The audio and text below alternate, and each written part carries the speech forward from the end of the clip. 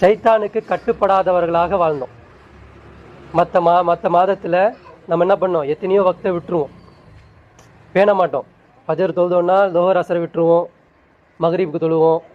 அப்படியே பொழுது கொஞ்சம் சுறுசுறுப்பாக இருந்துச்சுன்னா இஷா தொழுவு வருவோம். அப்படி இல்லைன்னா என்ன ஆயிரும், பார்த்துக்கலாம் அப்படின்ற மாதிரி போவோம். ஷைத்தானுக்கு மற்ற மாதத்தில் கட்டுப்படுவோம். ஆனால் அந்த மாதத்தில் நம்ம என்ன பண்ணல, இந்த ஒரு மாத காலத்தில், இந்த நோன்பு வைக்கக்கூடிய இந்த மாதத்தில் நம்ம என்ன பண்ணல, ஷைத்தானுக்கு கட்டுப்படாமல் ஒரு பக்தியும் விடாமல் நம்ம என்ன பண்ணோம், அல்லாஹ்வுக்கு கட்டுப்பட்டு வந்தோம். சரிங்களா? ஒன்று ஒன்றா கணக்கு போட்டுக்கோங்க, என்னென்ன நான் சொல்லிட்டு வரேன் அப்படின்னு. அதே மாதிரி பொறாமைப்படாமல் இருந்தோம்.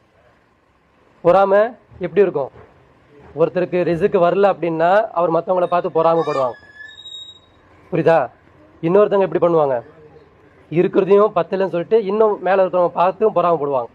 இந்த பொறாமை நம்ம என்ன பண்ணல, நமக்கு அல்லாஹ் எது கொடுத்தானோ அதை கொண்டு அனுசரித்து வாழ்ந்துக்கிட்டு இருந்தோம். அடுத்தது பேராசை பண்ணணுமா, பேராசை அடையல. பெருமை காட்டணுமா, பெருமை பண்ணல.